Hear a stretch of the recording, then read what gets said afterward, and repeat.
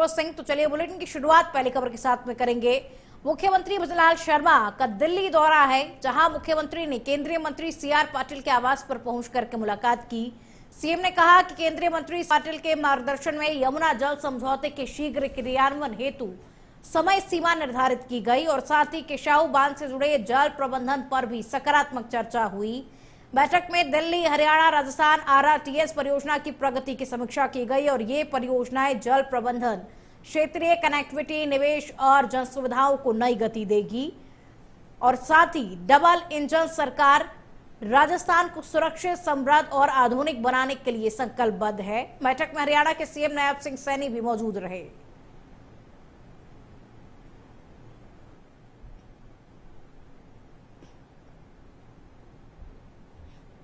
तो मुख्यमंत्री भजनलाल शर्मा दिल्ली दौरे पर और इस दौरान उनकी मुलाकात केंद्रीय मंत्री सीआर पाटिल से हुई। इस मुलाकात की कुछ तस्वीरें इस वक्त आपकी टीवी स्क्रीन पर। बेहद ही शिष्टाचारी मुलाकात रही।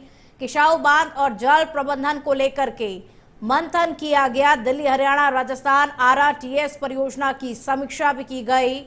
हरियाणा के मुख्यमंत्री भी मौजूद रहे इस दौरान। कुछ झलकियां इस वक्त आपकी टीवी स्क्रीन पर। बेहद ही महत्वपूर्ण ये बैठक रही।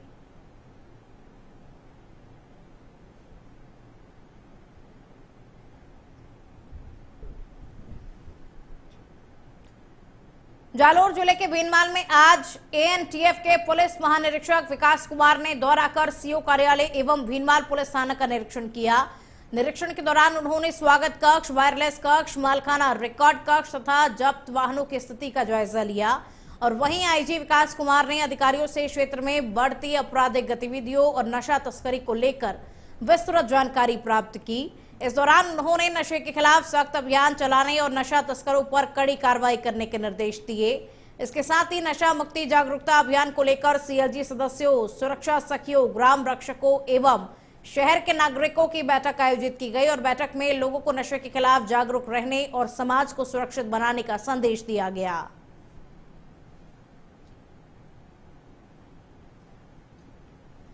दो दिवसीय निरीक्षण पे जालोर भीनमाल और भीनमाल थाने पर आगमन हुआ है। वैसे तो पुलिसिंग अच्छी चल रही है, यहाँ पर काफ़ी पेशेवर तरीके से चल रही है और किन चीज़ों पर ध्यान केंद्रित करना चाहिए उसके बारे में विशेष निर्देश दिए गए हैं। जैसे क्राइम के हॉटस्पॉट्स हैं, उनका निर्धारण हो, कौन से बड़े क्रिमिनल्स हैं उनकी पहचान हो और उनके खिलाफ ठोस पड़ा जाए। नशा और साइबर अपराध ये आज के समय की सबसे बड़ी चुनौतियाँ हैं, इनसे पूरा समाज जुड़ है। और अब खबर सीकर से है, जहां सीबीएसई के द्वारा घोषित कक्षा 12वीं की परीक्षा परिणाम 2026 में प्रिंस एकेडमी की छात्रा तान्या सावंत सुखा ने शानदार प्रदर्शन करते हुए 500 में से 499 अंक प्राप्त कर 99.80% अंक हासिल किए हैं और देश भर के टॉप स्कोरर्स में शामिल हुई है। तान्या के पिता तरुण सावंत सुखा व्यवसायी हैं और माता विनीता गृहिणी है। तानिया ने अपनी सफलता का श्रेय अपने माता पिता, गुरुजनों, नियमित अध्ययन, अनुशासन एवं विद्यालय के शैक्षणिक वातावरण को दिया है। छात्रा तानिया ने बताया कि उन्होंने प्रिंस एकेडमी के छात्रावास में रहकर प्रतिदिन लगभग 6 से 7 घंटे तक अध्ययन किया और तानिया का लक्ष्य भविष्य में भारतीय प्रशासनिक सेवा में जाकर आईएएस अधिकारी बनकर देश की सेवा करना है।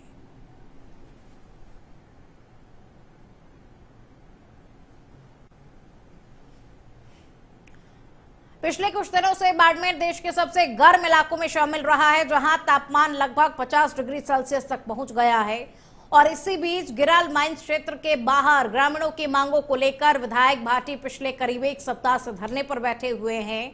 जहां धरने में बड़ी संख्या में ग्रामीण, युवा और बुजुर्ग भी शामिल हैं, जो कि भीषण गर्मी के बावजूद लगातार डटे हुए हैं। हालांकि अब तक प्रशासन या राज्य सरकार की ओर से किसी वरिष्ठ अधिकारी के धरना स्थल पर बातचीत के लिए नहीं पहुंचने को लेकर सवाल उठ रहे हैं और वहीं देर रात विधायक रविंद्र सिंह भाटी की तबीयत बिगड़ गई, जिसके बाद मौके पर ही उन्हें चिकित्सकीय सहायता देते हुए ड्रिप लगाई गई और इस दौरान धरने में शामिल लोगों का कहना है कि यदि तापमान और इसी तरीके से बढ़ता रहा तो प्रशासन ने जल्द समाधान नहीं निकाला तो अन्य प्रदर्शनकारियों की सेहत पर भी गंभीर असर पड़ सकता है।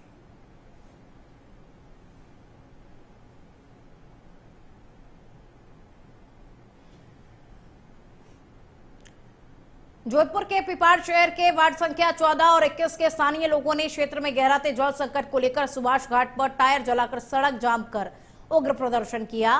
विरोध प्रदर्शन के दौरान स्थानीय लोगों के द्वारा प्रशासन के खिलाफ नारे लगाए गए और वहीं स्थानीय निवासियों का आरोप है कि पिछले लंबे समय से क्षेत्र में पीने के पानी की भारी किल्लत बनी हुई है और 10 से 12 दिन में पानी की सप्लाई होती है, जिसे लेकर बार बार प्रशासन को अवगत कराने के बावजूद समस्या का समाधान नहीं हो रहा है। और वहीं सड़क जाम होने के कारण आवागमन पूरी तरीके से बाधित हो गया, जिससे वहां से गुजरने वाले अन्य स्थानीय लोगों और वाहन चालकों को भारी परेशानी का सामना करना पड़ा। इसी दौरान रास्ता खोलने को लेकर प्रदर्शनकारियों और राहगीरों के बीच में कहासुनी शुरू हो गई। घटना की सूचना मिलते ही पिपाड़ थानाधिकारी खेताराम व अमीलाल मय जाब्ते मौके के साथ में पहुंचे। मौके पर पुलिस ने बीच बचाव कर समझाइश कर जाम को खुलवाया।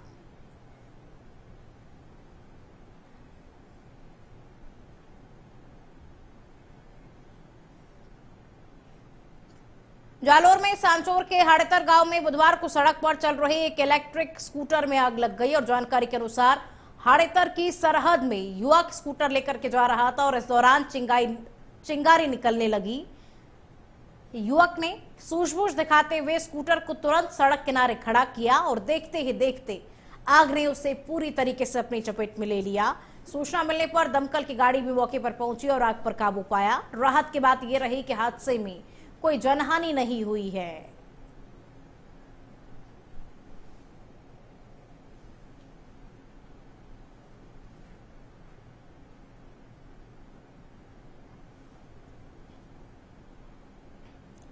नागौर के मेड़ता में गुरुवार को मेड़ता संस्थापक राव दूधाजी मूर्ति अनावरण कार्यक्रम आयोजित होगा, जिसमें रक्षा मंत्री राजनाथ सिंह, मुख्यमंत्री भजनलाल शर्मा सहित अन्य जनप्रतिनिधि शामिल होंगे। और वहीं बुधवार को संभागीय आयुक्त शक्ति सिंह राठौड़ कार्यक्रम की तैयारियों का निरीक्षण करने पहुंचे। इस दौरान उन्होंने मीरा स्मारक स्थित अश्वारोही प्रतिमा स्थल और सभा स्थल का निरीक्षण किया। संभागायुक्त के साथ में अजमेर रेंज आईजी राजेंद्र चौधरी भी मौजूद रहे। संभागायुक्त ने एडीएम चंपालाल जीनगर, एसडीएम पूनम चोयल और आयोजन समिति पदाधिकारियों के साथ कार्यक्रम को लेकर चर्चा की।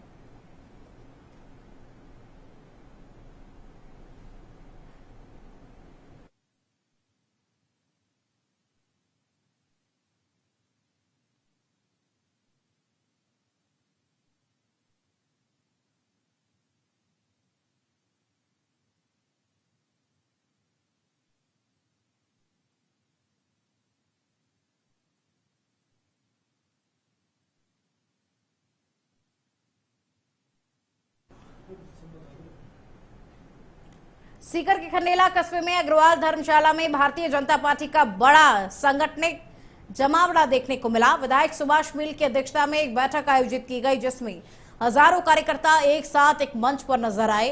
विधायक सुभाष मील ने अपने संबोधन में कार्यकर्ताओं को साफ संदेश देते हुए कहा कि किसी भी कार्यकर्ता के पार्टी से व्यक्तिगत नाराजगी नहीं होनी चाहिए। उन्होंने बूथ जीत चुनाव जीत का मंत्र देते हुए कार्यकर्ताओं से एकजुट होने की अपील की।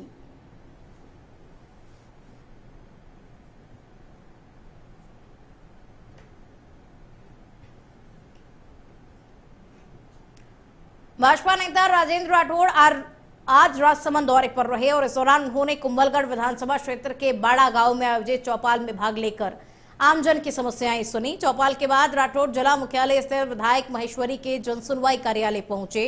जनसुनवाई केंद्र में आयोजित प्रेस वार्ता में राजेंद्र राठौड़ ने भजनलाल शर्मा सरकार की उपलब्धियों को गिनाते हुए कहा कि सरकार संकल्प के साथ में कार्य कर रही है और लोगों के सुझावों व समस्याओं के समाधान पर विशेष ध्यान दिया जा रहा है।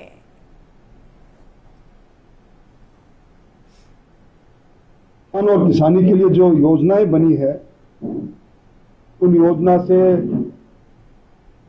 आम लाभार्थी रूबरू हो और उस योजना का भरपूर लाभ उठाए। लगातार सरकार अपने प्रत्येक वर्षगांठ पर अपना रिपोर्ट कार्ड लेकर जनता के बीच में गई। प्रदर्शनी के माध्यम से, विकास रथ के माध्यम से जो विकास के काम किए वो जनता के सामने रखे। भजनलाल जी जब से मुख्यमंत्री बने हैं, उन्होंने नीतियों के आधार। प्रतापगढ़ से खबर का रुख करेंगे। 25,000 के नामी आरोपी को गिरफ्तार किया गया। छोटी सादड़ी थाना पुलिस डीएसटी साइबर सेल ने कार्रवाई को अंजाम दिया उधार सामान नहीं देने पर दुकान में आग लगाई थी और आरोपी पर पहले से 14 से ज्यादा आपराधिक मामले दर्ज हैं। एसपी बी आदित्य ने प्रेस कॉन्फ्रेंस कर पूरे घटनाक्रम की जानकारी दी।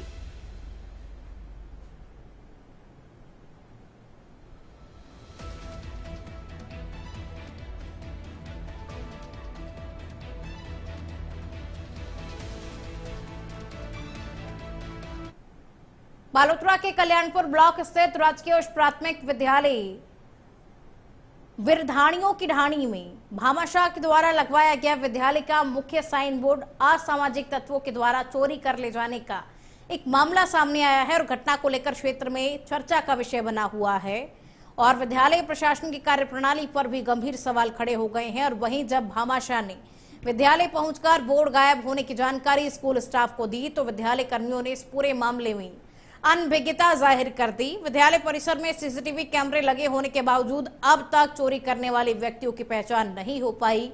दूसरी ओर बोर्ड गायब हुए 15 दिन बीत जाने के बावजूद विद्यालय प्रशासन के द्वारा पूरे थाने में एफआईआर दर्ज नहीं करवाना भी संदेह पैदा कर रहा है।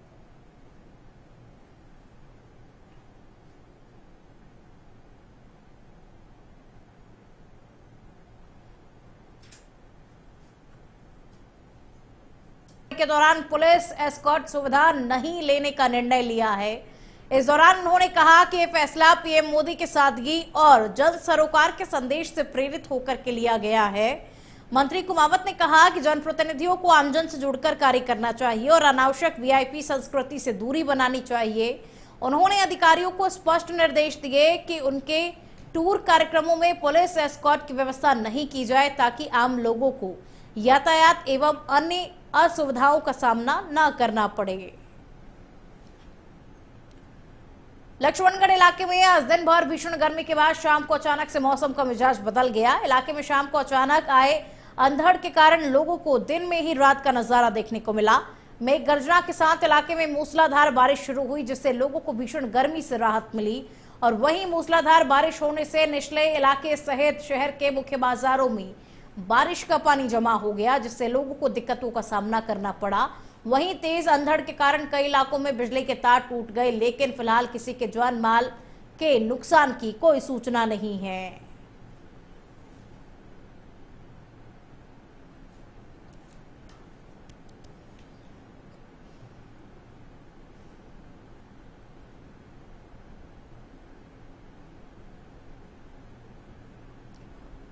बीकानेर के उपनगर गंगशहर क्षेत्र में 13 पंथ भवन के पास स्थित एक पापड़ कारखाने और मकान में भीषण आग लग गई जिससे मौके पर अफरा तफरी का माहौल हो गया। सूचना मिलते ही दमकल विभाग की 3 गाड़ियां मौके पर पहुंची और कड़ी मशक्कत के बाद में आग पर काबू पाया। बताया जा रहा है कि आग ने कारखाने के साथ घर को भी अपनी चपेट में ले लिया और फिलहाल आग लगने के कारणों का पता नहीं चल पाया है। वहीं घटना की सूचना पर भाजपा नेता प्रकाश मेघवाल भी मौके पर पहुंचे हैं। आग लगी है, किस तरह से घटना हुई और क्या उपाय किए गए? ये पापड़ बनाने की फैक्ट्री है जिसके अंडरग्राउंड में आग लगी है। तो यहाँ पापड़ का रॉ मटेरियल पड़ा था जिसके अंदर अचानक आग हो लगी जिस पर तुरंत ही फायर ब्रिगेड को बुलाया गया है और फायर ब्रिगेड के बुलाते ही आग पर काबू पा लिया गया है। कोई जनहानि नहीं हुई है। झुंझुनू में खाद्य पदार्थों में मिलावट के खिलाफ खाद्य सुरक्षा टीम लगातार मिलावटखोरों के खिलाफ कार्रवाई कर रही है लेकिन दूसरी तरफ चौंकाने वाले तथ्य भी सामने आए हैं। दरअसल जनवरी 2025 से मार्च 2026 तक कुल 837 खाद्य पदार्थों के बीच विभाग की टीम के द्वारा सैंपल में 174 सैंपल सब स्टैंडर्ड यानी अमानक पाए गए जबकि 34 सैंपल मिस ब्रांड और 15 सैंपल अनसेफ श्रेणी में मिले और इस तरह कुल 223 सैंपल गुणवत्ता के निर्धारित मानकों पर खरे नहीं उतरे हैं। मुख्य चिकित्सा एवं स्वास्थ्य अधिकारी डॉक्टर छोटेलाल गुर्जर ने बताया कि अब तक 174 मामलों को न्यायालय में प्रस्तुत किया जा चुका है और इनमें से 57 मामलों में कोर्ट ने सुनवाई के बाद कुल 19.30 लाख रुपए की पेनल्टी लगाई है और साथ ही एक प्रतिष्ठान का लाइसेंस भी सस्पेंड किया गया। विभाग का कहना है कि आगे भी मिलावटखोरों के खिलाफ लगातार कार्रवाई जारी रहेगी। अभी राज्य सरकार के द्वारा शुद्ध आहार मिलावट व्यवहार अभियान के तहत जनवरी 25 से लेकर के मार्च 26 तक ये इस अभियान के तहत लगभग 837 सैंपल टोटल लिए गए हैं और इन 837 सैंपल में से सब स्टैंडर्ड 174 मिले हैं, मिस ब्रांड 34 मिले हैं और अनसेफ 15 मिले हैं। इस प्रकार से टोटल जो 223 सैंपल अभियान के दौरान फैल हुए हैं और उस 223 सैंपल में से हमने अभी 174 सैंपल्स को कोर्ट के बाड़मेर जिले के सेडवा स्थित सामुदायिक स्वास्थ्य केंद्र सेडवा में बनी मोर्चरी अव्यवस्थाओं का शिकार हो चुकी है और वहीं मोर्चरी परिसर में चारों तरफ कचरे का अंबार लगा हुआ है, जिससे यहां आने वाले मृतकों के परिजनों को भारी परेशानियों का सामना करना पड़ रहा है। स्थानीय लोगों का आरोप है कि जब किसी मृतक को पोस्टमार्टम के लिए मोर्चरी लाया जाता है तब उसके साथ आए परिजनों को गंदगी और कचरे के बीच बैठने के लिए मजबूर होना पड़ता है। मोर्चरी के आसपास साफ सफाई का अभाव होने से दुर्गंध फैल रही है।